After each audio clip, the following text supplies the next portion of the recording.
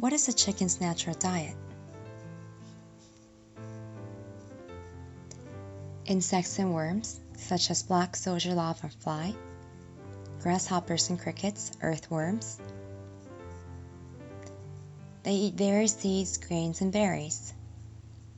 Seeds such as sunflower, linseed, dun peas, millet, oats, sorghum.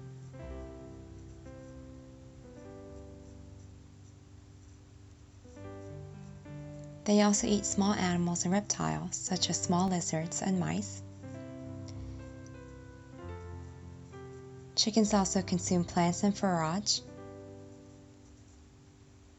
and also vegetables like squash, cabbage, and greens.